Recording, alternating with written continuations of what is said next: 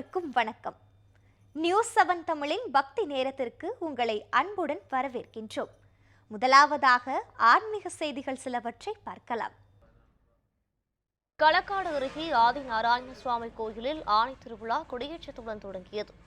நெல்லை மாவட்டம் நடுச்சாலைப்புதூரில் தொன்மையான ஆதி நாராயண சுவாமி கோயில் அமைந்துள்ளது. இந்த கோயிலில் ஆண்டுதோறும் ஆணி தேரோட்ட திருவிழா 11 நாட்கள் வெகு விமர்சையாக நடத்தப்படுவது வழக்கம். அதன்படி நடப்பாண்டு திருவிழா தொடங்கியது.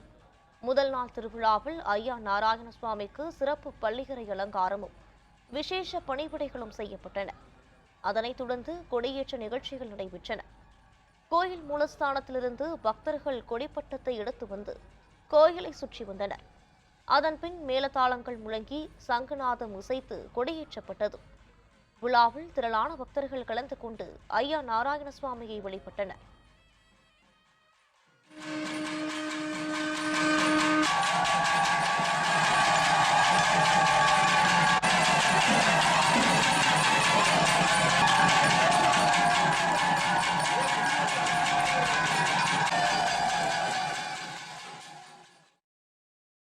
விழா நாட்களில் ஐயா நாராயண சுவாமி பல்வேறு வாகனங்களில் எழுந்தருளி திருவீதி உலா வருகிறார்.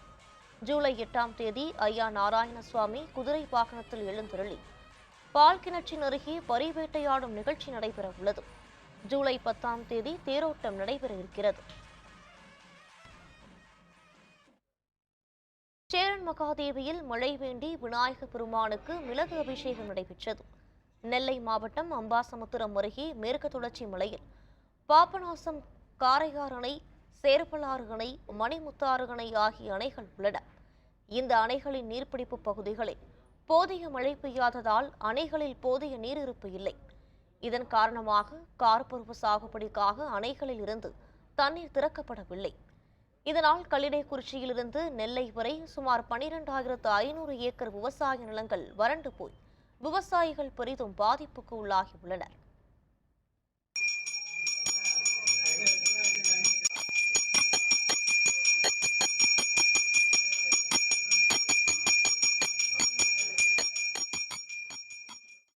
இந்த நிலையில் சேரன் மகாதேவி கன்னடியன் கால்வாயில் அமைந்திருக்கும் மிளகு விநாயகர் கோயிலில் கணபதி ஹோமம் செய்து சுமார் 5 கிலோ மிளகை அரைத்து விநாயக பெருமானுக்கு பூசப்பட்டது. அதனைத் தொடர்ந்து பாலாபிஷேகம் செய்து தீபாராதனை நடைபெற்றது. இதனையடுத்து விநாயகர் விக்கிரகம் மூழ்கும் அளவிற்கு தண்ணீரால் அபிஷேகம் செய்யப்பட்டது. தொடர்ந்து சிறப்பு பூஜை செய்து கன்னடியன் கால்வாயில் தண்ணீர் திறந்துவிடப்பட்டது. இதன் மூலம் போதிய மழை பெய்து விவசாயம் செழிக்கும் என்பது ஐதீகம்.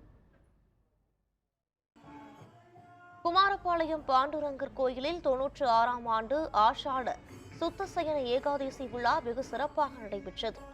நாமக்கல் மாவட்டம் குமாரபாளையத்தில் தொன்மையான விட்டலபுரி பாண்டுரங்கர் கோயில் அமைந்துள்ளது. இங்கு 96ஆம் ஆண்டு ஆஷாட சுத்தசயன ஏகாதசி விழா நடைபெற்று வருகிறது. 2ஆம் நாள் விழாவில் பாண்டுரங்கர், மகாலட்சுமி தாயார், ஆண்டாள், ஆஞ்சநேயர் சுவாமிகளுக்கு சிறப்பு அபிஷேக அலங்கார ஆராதனைகள் நடைபெற்றன. அதனையடுத்து பக்தி பஜனை பாடல் நிகழ்ச்சி நடைபெற்றது.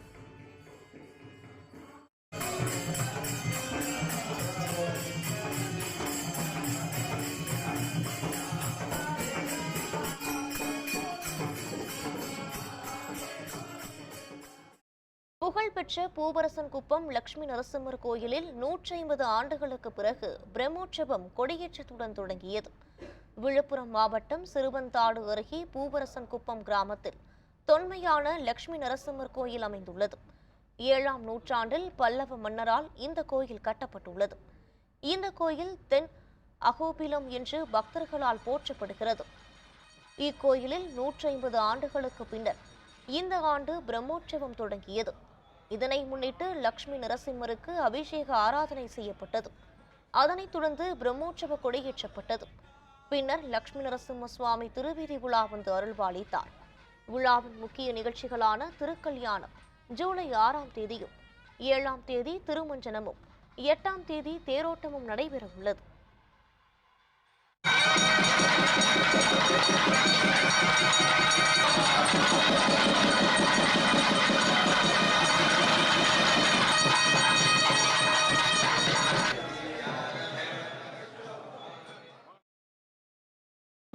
மாவட்டம் பனையூர் அங்காள பரமேஸ்வரியம்மன் கோயில் அஷ்டபந்தன நூதன மகா கும்பாபிஷேகம் வெகு விமர்சையாக நடைபெற்றது. திருச்சுழி அருகே பனையூரில் அங்காள பரமேஸ்வரியம்மன் குருநாத சுவாமி புதிதாக கோயில் கட்டப்பட்டுள்ளது. மேலும் இங்கு விநாயக பெருமான், பாலமுருகன் ஆகிய தெய்வங்களோடு 21 பரிவார தெய்வங்களின் விக்கிரகங்களும் பிரதிஷ்டை செய்யப்பட்டுள்ளன. அதனையடுத்து 4 கால யாகசாலை பூஜைகளுடன் அஷ்டபந்தன நூதன மகா கும்பாபிஷேகம் சிறப்பாக நடைபெற்றது. இதில் ஏராளமான பக்தர்கள் பங்கேற்று சுவாமி தரிசனம் செய்தனர்.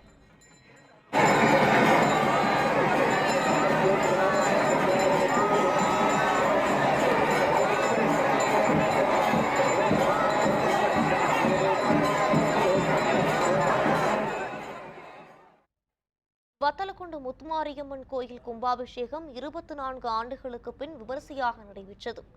திண்டுக்கல் மாவட்டம் வத்தலக்குண்டில் நூற்றாண்டு தொன்மையான முத்துமாரியம்மன் கோயில் அமைந்துள்ளது. விவசாயிகளின் இஷ்ட தெய்வமாக இந்த அம்மன் விளங்குகிறார். இக்கோயில் இந்து சமய அறநிலையத்துறை நிர்வாகத்தில் உள்ளது.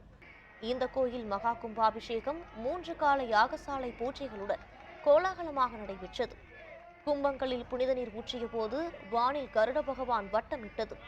அதனைக் கண்டு பக்தர்கள் ஆரவாரத்தோடு வழிபாடு செய்தனர். விழாவில் பழனி எம்எல்ஏ IP செந்தில்குமார் உட்பட ஆயிரக்கணக்கான பக்தர்கள் கலந்து கொண்டு தரிசனம் செய்தனர்.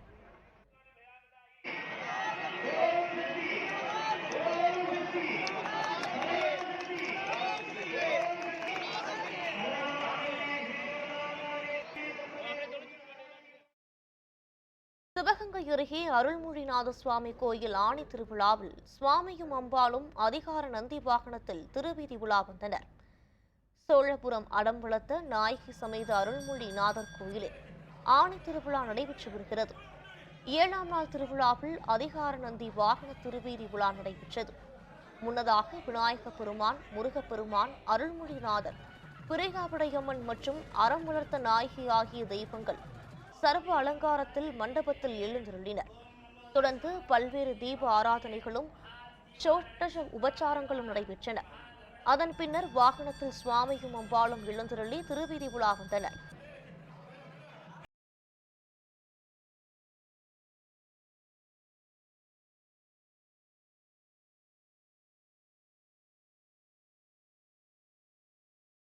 சிவகங்கை சேவக பெருமாள் ஐயனார் கோயில் பிரம்மோற்சவத்தில் திருக்கல்யாணம் கோலாகலமாக நடைபெற்றது.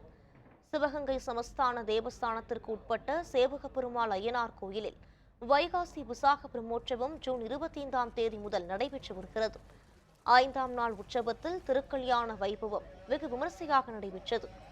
மாப்பிள்ளை தோழனாக அஸ்திர தேவர் எழுந்தருளி ஊஞ்சல் பாடல்கள் பாடப்பட்டு பக்தர்கள் குலவையிட்டு பூரணை புஷ்கலை தேவியருக்கு மாங்கல்ய தாரணம் நடைபெற்றது.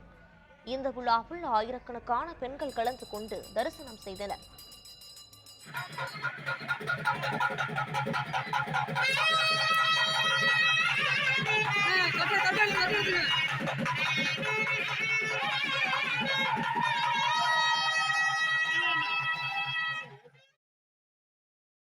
நாமக்கல் அருகே வேங்கடரமண பெருமாள் கோயில் பிரம்மோற்சவத்தில் கருட சேவை சிறப்பாக நடைபெற்றது. மோகனூர் கல்யாண பிரசன்ன வேங்கடரமண பெருமாள் கோயிலில் பிரம்மோற்சவம் 12 நாட்கள் வெகு சிறப்பாக நடைபெற்றது. உற்சவத்தை முன்னிட்டு சுவாமி தினமும் திருவீதி உலா வந்து பக்தர்களுக்கு அருள் பாலித்தார். நிறைவு நாள் உற்சவத்தில் கருட சேவை நடைபெற்றது. இதில் பக்தர்கள் கலந்து கொண்டு சுவாமி தரிசனம் செய்தனர்.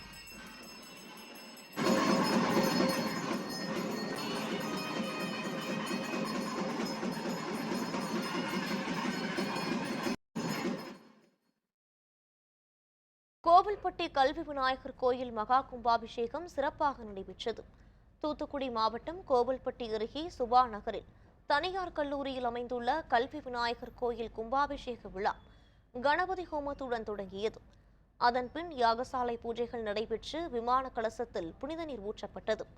தொடர்ந்து விநாயக பெருமானுக்கு 18 வகையான சிறப்பு அபிஷேகம் செய்யப்பட்டது.